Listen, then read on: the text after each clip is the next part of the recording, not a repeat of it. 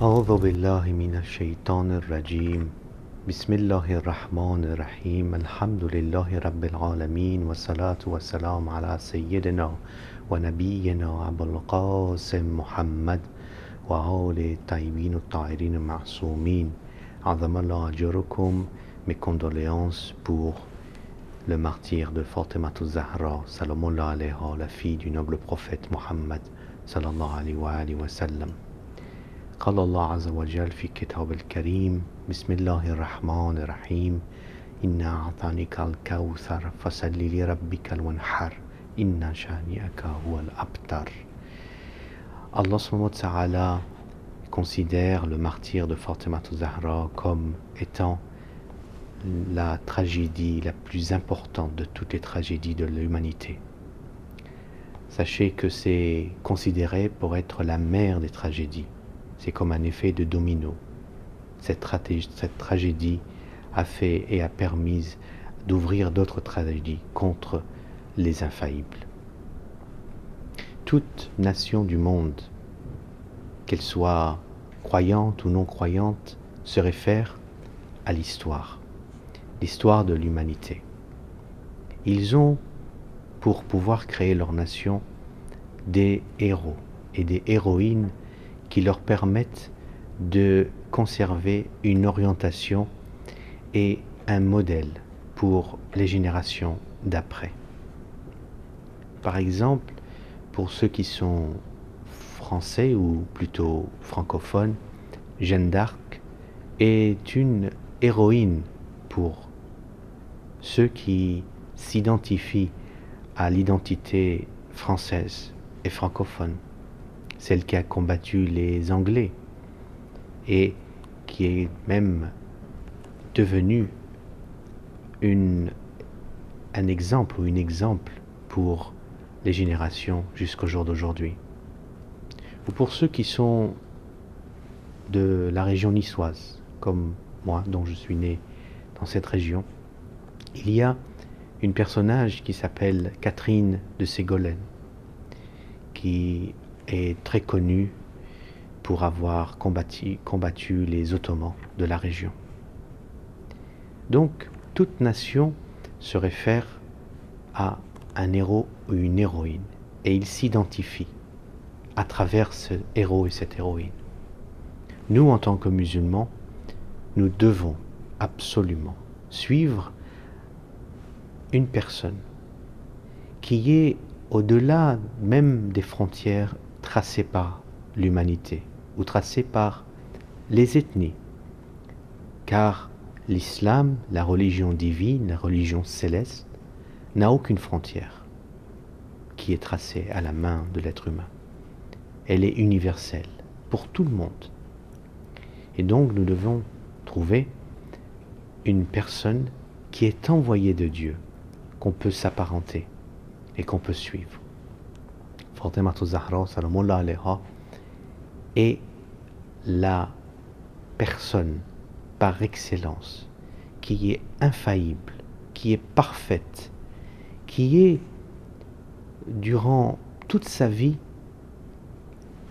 un enseignement pour nous au jour d'aujourd'hui.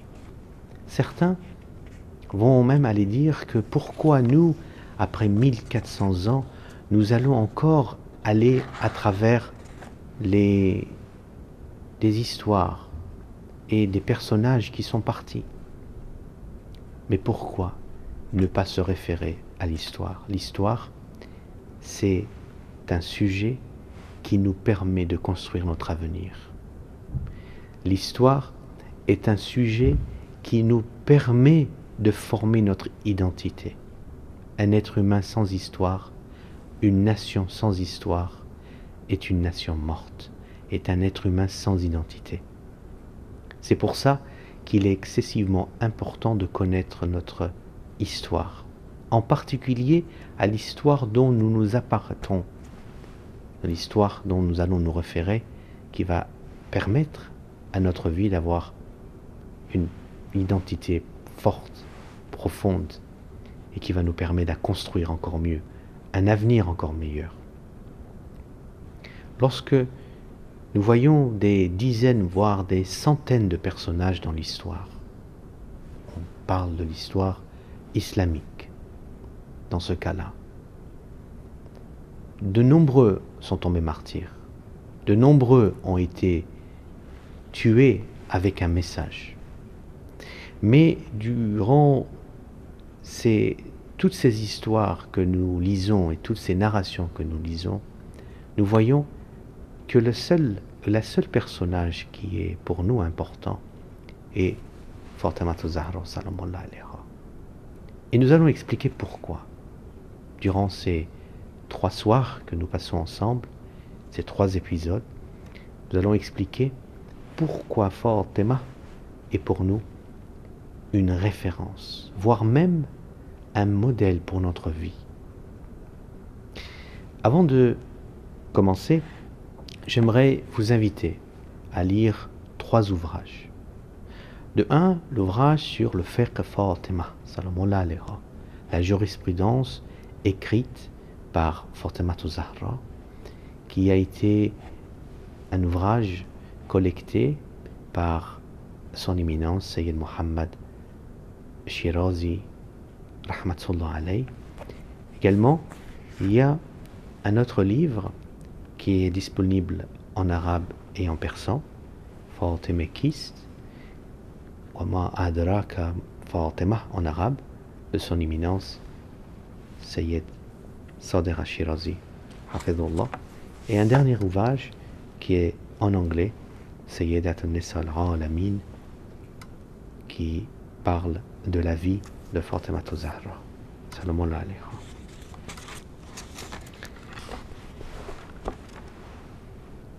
Ces soirs, ce sont des soirs de tristesse. Mais pourquoi nous devons commémorer le martyre de Fatima? Certains, en particulier les Batri ou de la secte Batriya, disent que le fait de parler du martyre de Fatima Zahra, salamallahu alayha, nous sommes en train d'envenimer l'unité avec la Ummah. Vous êtes en train, en fin de compte, de faire une sorte de fitna en soulevant des faits historiques. Ceux qui posent ce genre de questionnement, certes, ils sont assez vicieux pour essayer de nous faire croire indirectement qu'en fin de compte, on devrait annuler complètement notre religion pour être à la merci de ceux qui ou dont on veut avoir une unité. Donc on va mettre Ashura de côté, on va mettre toutes les commémorations des martyrs de nos infaillibles de côté, par crainte d'envenimer l'unité. L'unité n'existe pas dans ces coins et dans ces points-là. Si on veut faire une unité politique, sur ce, il n'y a pas de problème. Vous pouvez faire une unité politique avec les Bakri, avec les Juifs, avec les chrétiens, si c'est pour défendre les intérêts d'un pays, à la rigueur.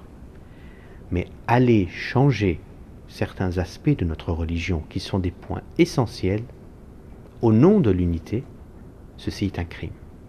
Ce n'est absolument pas accepté et nous allons même contre les traditions et la volonté de Rasulullah sallallahu alayhi wa sallam. Mais notre Ummah, à nous, a négligé complètement son histoire. Avec toutes des conceptions que nous trouvons maintenant, parlons d'unité, on parle de fitna, on parle de ne pas envenimer les relations avec ceux qui n'aiment pas les Ahlul Bayt, mais on oublie l'essentiel, c'est que Fatima Zahra sallallahu alayha a été créée d'un corps physique, mais d'une âme, de nour et d'une lumière divine. Fatima Zahra, elle est née en tant qu'humain, mais elle vient du Houri qui vient comme d'une femme du paradis. Certes, comment peut-on mettre de côté la grandiosité de Fatima, le but de sa venue et de sa mission, l'importance que Rasulullah sallallahu alayhi wa sallam a donnée pour suivre Fatima Zahra, en mettant ceci de côté, pour simplement s'accrocher à des affaires de ce dunya, à des affaires de choses qui sont entre guillemets absolument pas importantes vis-à-vis au message que l'islam nous demande de faire. C'est ça le problème de l'ignorance. C'est que l'ignorant minimise et rabaisse de grands awliya, les a'imma, la mère des croyants. Ils le voient à leurs yeux pour quelque chose qui n'est pas si important. Mais par contre, ce que va faire l'ignorant, c'est qu'il va agrandir des personnages qui ne valent rien. Des personnages qui sont même des ennemis des Ahlul Bayt, des ennemis de l'islam déclaré. Et c'est le danger. C'est que regardez par exemple les Bakri respectent Abu Sufyan. Pendant 23 ans, il a combattu Rasulullah sallallahu alayhi wa sallam jusqu'à la conquête de la Mecque. Du sang dans les mains. Et ce personnage qui ne vaut rien est devenu une personne importante. Alors, l'un des résultats de non-progression de la Ummah, c'est que, au lieu d'essayer de trouver des solutions réelles pour résoudre les problèmes de la Ummah, on dit qu'on va progresser si nous mettons notre passé ou notre histoire de côté. Non. Pour progresser, il faut connaître notre passé, il faut connaître notre histoire, il faut disséquer le vrai et le batil et le faux. Et ensuite, nous aurons la voie, la baraka d'Allah subhanahu wa ta'ala, et la voie pour progresser et avancer. C'est ça l'important de ce que nous pouvons comprendre. Fatima Zahra salamun alayha était très similaire de Rasulullah sallallahu alayhi wa sallam. Rasulullah sallallahu alayhi wa sallam est devenu orphelin à l'âge de 6 ans lorsque Amina, sa mère, que la paix soit sur elle, décéda. Il s'est retrouvé seul. Fatima Zahra, sa mère Khadija, salamun alayha, est décédée lorsqu'elle avait 6 ans. Et surtout, c'est qu'il faut comprendre que l'enfance de Fatima, jusqu'à l'âge de 4 ans, elle était enfermée dans Shu'b Abi Talib, qu'elle ne pouvait pas sortir et qu'il y avait des pénuries de nourriture. Il y avait des difficultés de vivre. Le seul moment où elle pouvait manger à sa faim, lorsque elle partait pour le Hajj et elle sortait de Shu'b. Donc, il faut voir que Fatima Zahra salamun alayha est vraiment un modèle, surtout pour les femmes. C'est pour ça que nous l'appelons la dame des femmes du monde. La dame de l'exemple pour l'humanité. Car toute une nation, ou toute nation du monde, certes, progresse grâce aux mères et aux héroïnes qui sont l'exemple même pour élever les enfants. Ce sont elles qui élèvent les hommes et les femmes. Il y a un verset coranique qui montre l'importance de certaines femmes dans le monde. قال الله تعالى في كتاب الكريم بسم الله الرحمن الرحيم وذكر الله مثلا الذين آمنوا امرأة فرعون إذ قالت ربي ابن لي عندك بيتا في الجنة وتجني من فرعون وعمله ونجني من القوم الظالمين. Ici, Allah SWT parle de Asiya, la femme de Pharaon, la'natullah alayhi, qui est un exemple pour l'humanité, que malgré qu'elle soit la femme de pire des mécréants, elle a été, grâce à son action, à sa foi, une source de lumière divine, que toute personne qui allait se réfugier envers elle, ils ressentaient l'approchement qu'ils avaient vis-à-vis eux et le divin. Mais Fatima Zahra était même plus haut que Asiya. Fatima Zahra était certes le professeur de Asiya. C'était un modèle d'inspiration. Certes, c'était la fille de la meilleure des créations. Certes, c'est la fille du messager, de l'ultime messager, qui a terminé complètement le message d'Allah et qui a enfin dit à l'humanité de préparer pour la fin des temps. Pour montrer d'ailleurs l'importance de Fatima vis-à-vis Rasulullah sallallahu alayhi wa sallam, on peut voir par exemple le hadith Kessa, le fameux hadith qui parle de ceux qui sont sous le manteau de Rasulullah sallallahu alayhi wa sallam.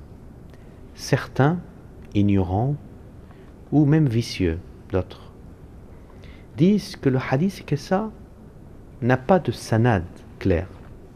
Sachez que lorsque nous parlons des ma'soumines, il y a des hadiths qui sont mursal et qui n'ont pas besoin de chaîne de transmission. Est-ce que nous avons besoin d'une chaîne de transmission pour les Qur'an ou les hadiths al-Qudsi lorsqu'il est mursal, lorsqu'il devient véridique et approuvé par l'infaillible? De deux, nous avons des ulama qui ont approuvé et qui ont même fait des recherches sur le sanad de ce hadith, comme par exemple Enra Bozorg Tehrani, rahmatullah alayhi, Ayatollah Sayyid Hassan Sadr, qui a écrit au sujet de Sayyid Mohammed ibn Sayyid Ibrahim et qui a suivi la chaîne de transmission, ou Malachi Najafi, qui a également écrit au sujet du sanad de ce hadith. Certes, lorsque nous voulons parler de Fatima, il faudrait qu'on la partage en trois. De un, Fatima Zahra, Salomon alayha, on peut dire que c'est une fille exemple. C'est elle qui a fait de sorte que Rasulullah sallallahu alayhi wa sallam, lorsqu'elle a perdu, il a perdu sa femme Khadija, Salomon alayha, elle était pour lui comme une mère. Umul Abira, c'était la mère de son père. C'est elle qui a géré le foyer. Que lorsque Rasulullah sallallahu alayhi wa sallam, à chaque fois qu'il voyait sa fille, il oubliait tous les soucis qu'il y avait à l'extérieur. Pour lui, c'était un soulagement de voir sa fille. Lorsque ensuite le prophète se faisait torturer par Aïcha et Hafsa, lorsqu'il se réfugiait dans la maison de sa fille, il oubliait tous les problèmes. Certes, on peut dire que également Fatima Zahra était une épouse excellente. C'est l'exemple même pour nous en tant que mari ou que femme qu'on veut apprendre comment Fatima Zahra agissait et comment l'imam Ali agissait également. Lorsque l'imam Ali alayhi salam revenait avec des difficultés, des complots que Omar et Abu Bakr sans cesse continuaient à faire, ou Aïcha qui a déclaré une guerre contre les Ahlul Bayt, à chaque fois qu'il voyait Fatima Zahra, il se sentait reposé, il sentait une sécurité dans le foyer. Certes, c'était un foyer parfait, modèle. Il n'y avait absolument rien à dire, aucune dispute, aucun argument, toujours le respect, avec une formulation de phrases qui se disaient entre mari et femme, avec un haut respect des deux. Car Fatima Zahra, certes, était une création qui a été créée avant la création. Et l'imam Ali alayhi salam de même. Mais ils étaient là pour nous enseigner, pour nous apprendre comment nous, en tant qu'êtres humains faillibles, on doit agir avec notre épouse, avec le respect, avec la peur du jour du jugement dernier, le jour où nous allons devoir répondre à nos agissements devant Dieu. Au moins nous aurons une épouse qui sera là pour nous sauver, pour témoigner devant Dieu, pour dire que nous étions un bon mari, et vice-versa.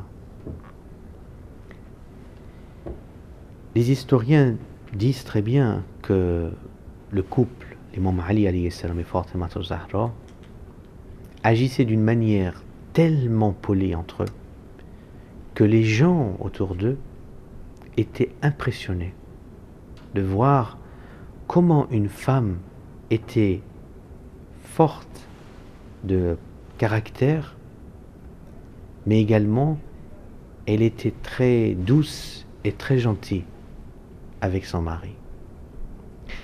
Et le troisième point, c'est Fatima Zahra en tant que mère de famille, d'une douceur avec Hassan et Hussein. Comment elle était patiente devant ses enfants. Elle organisait le foyer d'une manière parfaite. Mais il ne faut pas oublier qu'en même temps, elle était un professeur exceptionnel. C'est son courage de mère qui non seulement organise le foyer pour des choses essentielles, mais également donner de la science à ceux qui allaient se référer envers elle. Certes, ces enfants n'avaient pas besoin d'apprendre, étant donné que les ma'soumines sont nés avec la science, mais l'enseignaient les enfants qui venaient auprès d'elle. L'imam Hassan alayhi salam racontait que sa mère pleurait à la tombe de son père, Muhammad sallallahu alayhi wa sallam. Certes, il y a 3 riwayas qui disent que peut-être Fatima Zahra est décédée en martyr le 40e jour après le martyre de son père. D'autres riwayas disent que elle est décédée le 75e jour. Et un 3e riwaya dit qu'elle est décédée 95 jours après le martyre du noble prophète Muhammad sallallahu alayhi wa sallam. Et Fatima Zahra pleurait beaucoup pour son père et priait beaucoup pour autrui. Et l'imam Hassan alayhi salam a dit: mais mère, pourquoi vous vous occupez pas de vous? Pourquoi vous prenez autant de temps pour essayer d'aider les autres? Alors elle a répondu: Ya bunay al-jar thumma al-dar. Mon fils, d'abord je m'occupe de ceux qui m'entourent, de ceux qui m'ont demandé, et ensuite je m'occuperai de ce qui est dans la maison. Ce fut la fin de notre première émission.